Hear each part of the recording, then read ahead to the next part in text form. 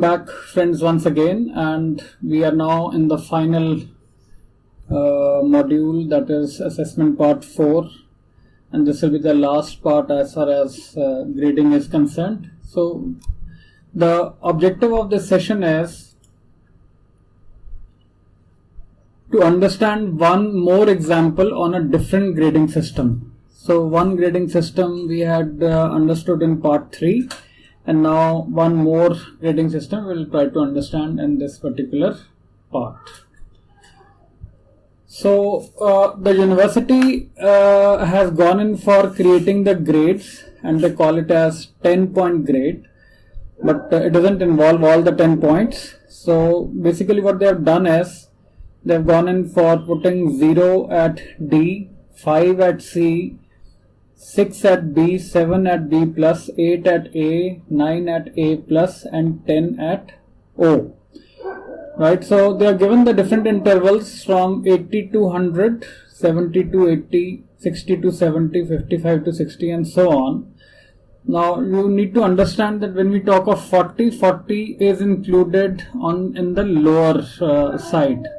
So 50 will not be included here, 50 will be included on the lower side of this interval from 50 to 55. So that's how we have to go in for reading this particular table. Now how it has been calculated, I will let you know how this has been calculated. I am talking of this table. So these values have been derived using this particular table. Now how it is done? It says, suppose that max is the maximum marks assigned for an examination or evaluation, based on which the grade point will be computed. In our case, it is 100. So 100 is the maximum marks for the subject which we have kept. Therefore, in order to determine the grade point, set x is equal to max by 10. Now what is max? Max we are taking as 100 because that's the maximum marks for any subject given by the university. So max is 100, so x value comes out to be 100 by 10, that makes it 10, right? So this makes it 100 by 10, which is 10. And now let's go in for understanding how the points have been derived. So x is 10, so that means if I put x equal to 10 here, it becomes 80, and if I put x equal to 10 here, it becomes 10 into 10, 100. So between 80 to 100, the grade points are 10. If I put x equal to 10 here, it becomes 55, and if I put x equal to 10, it becomes 80. So between 55 to 80, you will get the grade point as, now it says truncate m by x. M is the mark scored. So say for example, I talk of a student who has scored 60 marks. So what I do is 60 upon x, which is 10. So it becomes 6 plus 2, 8. Right? So if the student has scored 60 marks, he will get 8 as the grade point. Now let us talk of the next interval. So this says 4x, x is 10, so it becomes 40 to 55. Say for example, the student has scored 50. So I put m as 50, 50 by 10 is 5 plus 1, 6. So grade point becomes 6. Okay. So now let's come back here. Let's assume that the student has scored 90 marks, right? So 90 marks means it is lying here, right? So he gets 10 points straight away. So 90 marks will get a grade point of 10, and the associated grade is O. Let's assume that the student goes in for scoring 70 marks, right? So 70 will fall in this interval, and let's see what happens here. Now 70 will fall in the second category from 55 to 80. So marks is 70. Now you go in for putting m as 70. 70 upon x is 10. So 7 plus 2 is 9. So just see here, 70 gives us 9 grade point, and the associated grade is A plus. Now let's say for example, take 60. If the student has gone in for scoring 60. If you have scored 65, you can even put 65, and you will be able to get the meaning of truncation by that. So I'm taking 60 for the sake of simplicity of making you understand through this medium. So if you put 60, 60 will fall again in this category. So marks is 60. You go in for putting 60 by 10, which is 6 plus 2, 8. So just see, for 6 we are getting a grade point of 8, right? So if you say 65, let's see, 65, marks is 65, so 65 by 10, it becomes 6.5, 6.5 plus 2, it becomes 8.5, so it says truncate, so 8.5 will be truncated to 8, right? So again you are going to get 8 as the grade point. So there is no rounding off, and therefore he says truncate. So any decimal value has to be truncated, it has to be removed. And that's how you are able to see that by using this particular table formula to calculate grade point, you are able to derive this particular table of 10-point grades. Let's move ahead. Now, this particular section talks about SGPA and CGPA in the same manner as we have discussed before. So, two kinds of performance indicators, namely the semester grade point average, SGPA, and the cumulative grade point average shall be computed at the end of each term. The SGPA measures the cumulative performance of a learner in all courses in a particular semester. So, it is restricted only to a semester. While CGPA measures the cumulative performance, mind this word cumulative, measures the cumulative performance in all the courses since her enrollment. So if he is in the second semester, so he has almost completed 1 year. If he is in the third semester, he has completed 1.5 years. So all 3 semesters have to be taken. And if he is in the final semester, that is 6th semester of graduation of 3 years, so then the CGPA at the end of the final semester will give the final result of that particular learner. This is what this particular line says. The CGPA of learner when she completes the program in the final result is the final result of the learner. Okay, so the CGPA of the final semester is the result of that particular learner. And these are the formulas which has been given. SGPA is sum of the product of credit of a subject into grade point of that subject divided by the sum total of the credits of all the subjects. Similarly, for CGPA, it is sum of the credits of the subjects into grade point of the subjects upon sum of the credits of all the subjects studied till the point when this particular CGPA is being calculated. And then there is a rule which they have said that CGPA shall be calculated up to 2 decimal places accuracy. So that means the third decimal will be rounded off to the second decimal place. That's how the CGPA will go ahead. Just a point of precaution, this is not GPA, this is only grade point. This is also not GPA, it's only grade point because we are not using the average here. Now, the university also gives the formula to compute equivalent percentage marks for a specified CGPA. So, if you know the CGPA of a student, by using the formula which has been given in this table, you will be able to calculate the percentage of that particular student. Say, for example, a student has gone in for scoring a CGPA of 8. Now, 8 falls in this particular interval, right? So, if 8 is less than equal to CGPA is less than equal to 9. So we take 8 on the lower limit, not on the higher limit.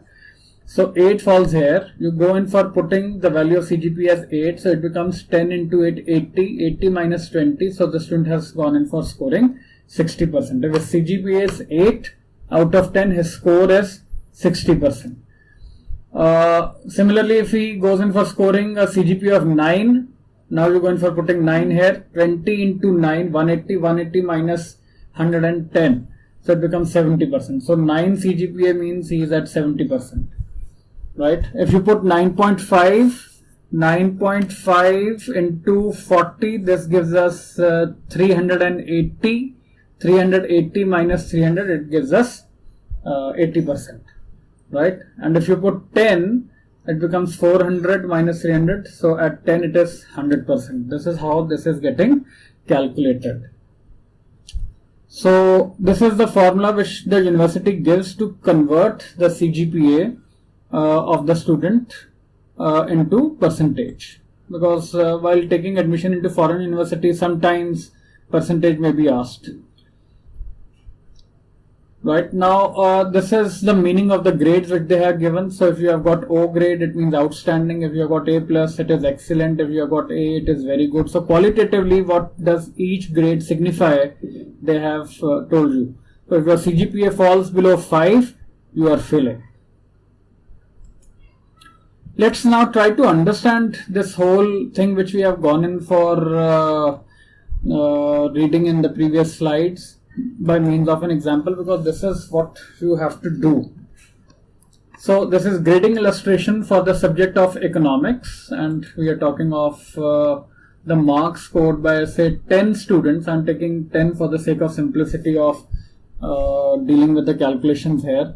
So roll number 1 to 10 has been taken, their internal assessment out of 40 has been taken, right? Their percentages have been calculated, and using this particular table we have gone in for putting up their grade point and the grade associated with that particular grade point. So what we have done is 25 out of 40 makes it 62.5%. Now see this 62.5% falls here between 60 to 70 in the table which I had shown you in the slide. So between 60 to 70 the grade point is 8. So we have gone in for associating grade point of 8. For grade point of 8, the grade given in the table is A. So therefore we have gone in for putting A here. Please note the cursor which I am moving from one place to another so that you will be able to understand what I am trying to show. I repeat with another student. So 20 marks out of 40 is 50%, and 50% falls between this interval 50 to 55. So 50 falls here. So grade point is 6. So we have written grade point of 6. The grade is B, and here also you will find that the grade is B. Okay. So that's how we have gone in for allocating the grade points and the grade for internals of the student. And when you are working for your subject, this is how you will have to then go in for doing the grading using this grade table which is pre-specified. You don't have to fumble with the grading as we were doing in the previous lecture. So in this you have to go in for using the marking and the grading scheme which has been given. So you will not deviate from it, right? And this is absolute grading. So you will not go in for making your own judgment in changing the grades. Whatever marking scheme and grades and grade points have been given, you are going to use that only. So now the student goes in for appearing in the university exam out of 60. So 40 is internal, 60 is external for this subject of economics, and these are his or her scores which the university has given. So now how university is going to make the calculation? First of all, they are going to convert it into percentage by using the simple formula 40 by 60 into 100. So that makes it 66.67.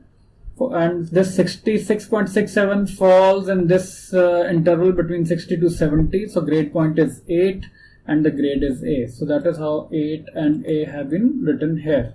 Now let's see. We have marks of internals and we have marks of externals. So total out of 100, the student is scoring 25 plus 40. So 25 plus 40 gives us 65. Right? Now 65 falls in which interval? 65 falls in this interval between 60 to 70. So his grade point remains 8 and his final grade also comes out to be A from this particular table. Right? So for the subject of economics, the university, once they have got the internal assessment marks and they have also gone in for having the external assessment marks, will put all the marks together. Out of 100, they are going to find out the percentage. This percentage will fall in one of the intervals here in this table. From there, the grade point will be picked up. So these grade points will be written here, and accordingly, the grades associated with that grade point will be put in the last column. So this was regarding the subject, and this table is being used in these two columns as well as here also, right? So this is how this particular table has been used. Now we move on to the grade sheet with the university issues, and I'm talking of the example of my own university. So I'm familiar with the type of system which they're following, and that is what I'm trying to explain you. Now see here.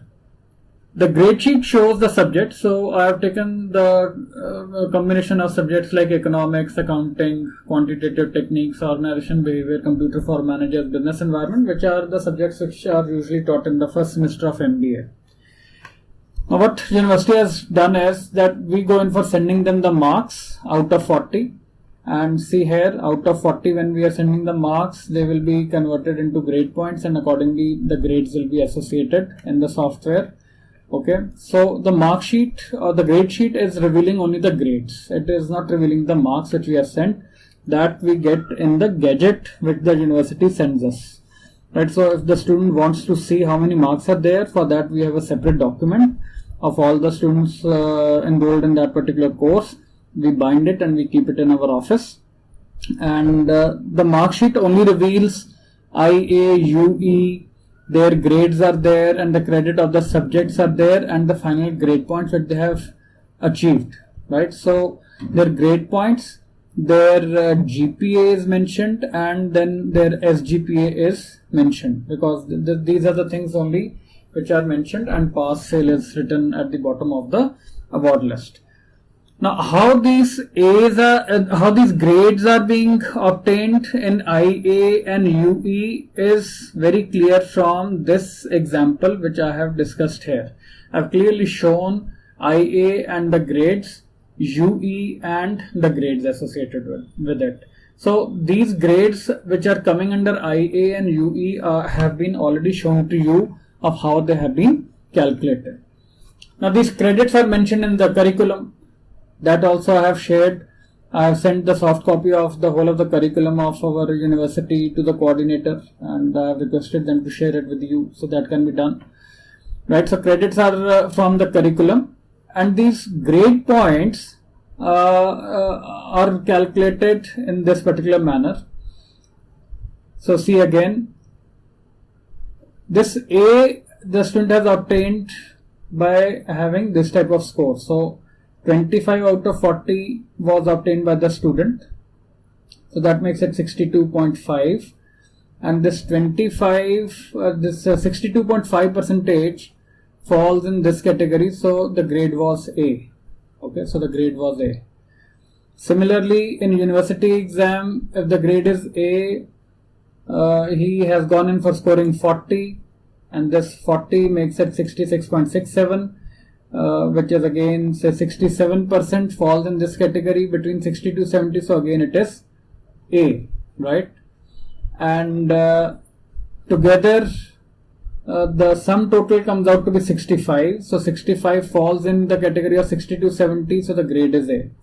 So now for grade A, the grade point is 8, right? So that is how the university goes in for writing this grade point 8 towards the end. Now they have not gone in for giving the final grade.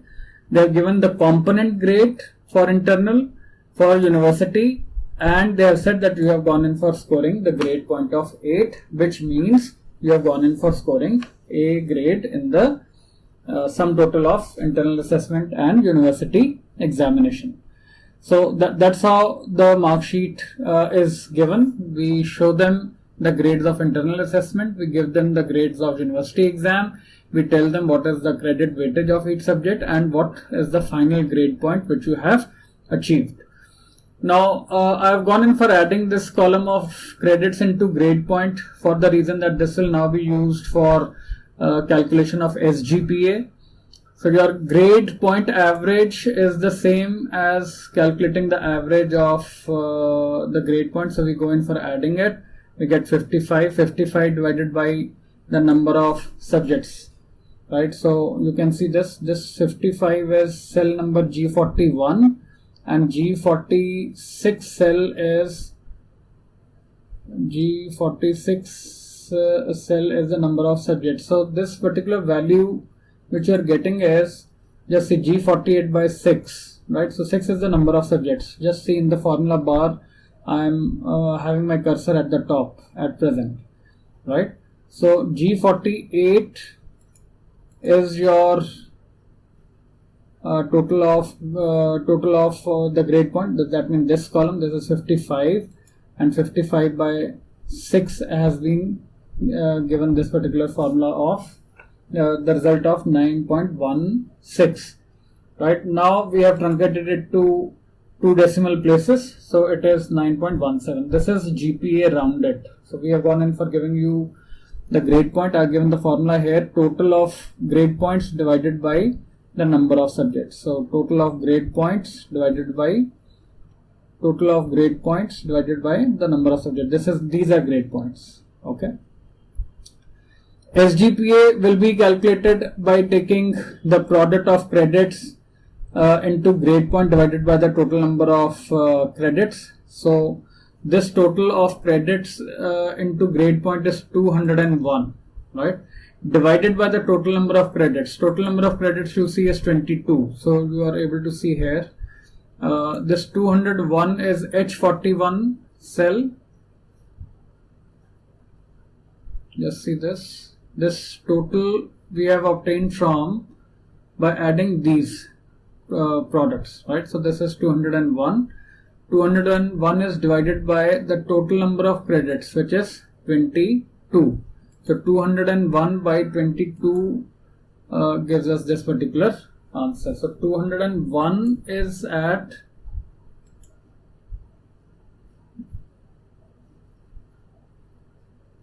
right. So this is how it has been obtained. You can go in for verifying it with the help of a calculator. Right. So this has been rounded it off to 9.14, and for 9.14 again. You will see 9.14. We need to see that particular table. It is here. Yes. So 9.14 falls here, right? Between 9 to 9.49. And the grade is A+. So this grade becomes A+. Now for the first semester, just mind it, your SGPA and CGPA both will be same in the first semester, because we have not gone in for adding any more subjects. In the second semester, this will start changing. So because with the first semester, second semester subjects will also come, and together they will form the CGPA as we did it in the last part, in part 3. Okay. So I've written the formula here: sum of the product of credits and GP divided by sum of the credits. This remains same as SGPA for the first semester. So CGPA remains same as that of SGPA for the first semester. From second semester, it will start changing. Okay. So this is how this particular grading scheme works. Now after this, I will show you a small clipping of how grading is done on the percentage of the number of students which you want to remain under bell-shaped curve. So watch this also. This is also another mechanism, but this is not very frequently used. But in order to explain the concept of grading, understanding that the intelligence of the students is normally distributed and their marks are also normally distributed and they're following normal distribution, then this type of percentage mechanism can be used. Otherwise, in practice, we go in for using the first and the second example discussed in part 3 and part 4. Right? So this is very less frequently used, but you must know about this phenomena also. Sorry, so this should get started now. This particular movie doesn't have sound, so it will run silently. You only have to read it.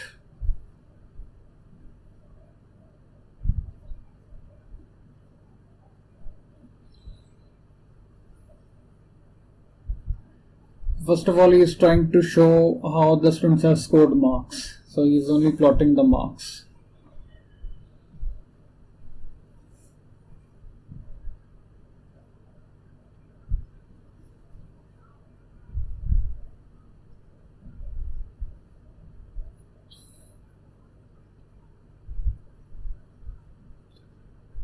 This is the mean, which is at the center.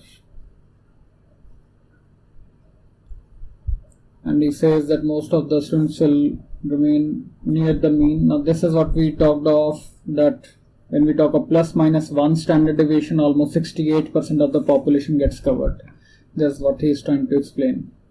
So 1 on the right and minus 1 standard deviation on the left, so it covers 68% area. 0.5 covers 38% of the area. So he's only following A, B, C, D, F. He is not going in for breaking those grades further as we did it. So he's saying that you can follow these two types of gradings. Now you decide whether you would like to follow this percentage for the class. C is 38%, D is 24%, B is 24%, A is 7%, and F is 7%. So if you want to follow this percentage for the class, he is now going to tell you how many students should fall under that percentage, and here he is talking of grading of 16 students for the time being. So out of 16 students, 7% of 16 makes it 1, 24% of 16 makes it 4, 38% makes it 6, 24% again 4, and 7% of 6 makes it 1.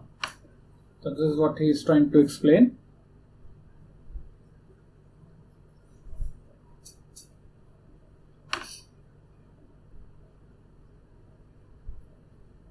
And you get their scores. So this is the marking which has been given to these students. You sort them from highest to lowest.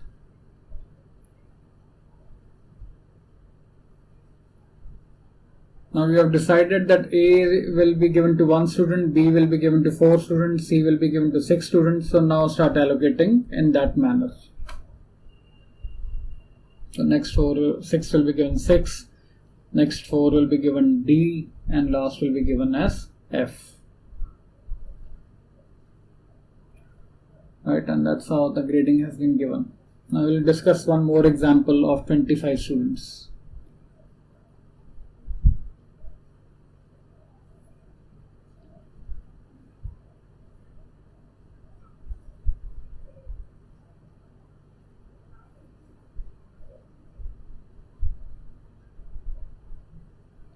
Now it is not necessary that you always have to fail if you are following the normal distribution.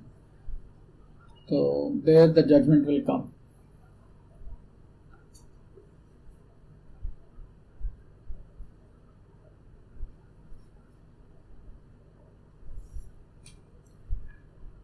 Okay, so that's his book which he has marketed here.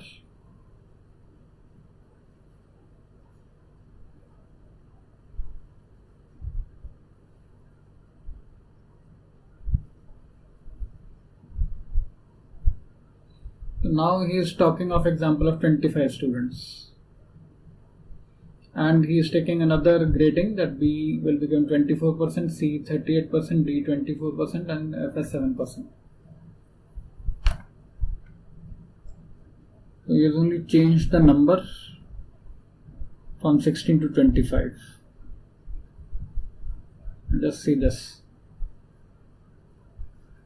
Right, so 79, 79, one was getting B, the other was getting C, so he has gone for rectifying it.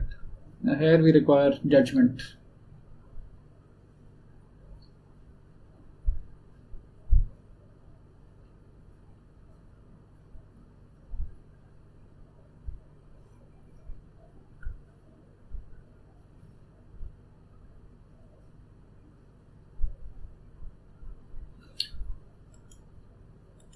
So that's it. I hope you liked both the examples. It was a wonderful experience creating these sessions for you, and the creation will only be fruitful if I have been able to put forward some knowledge from my side to your side using this recording mechanism for the first time.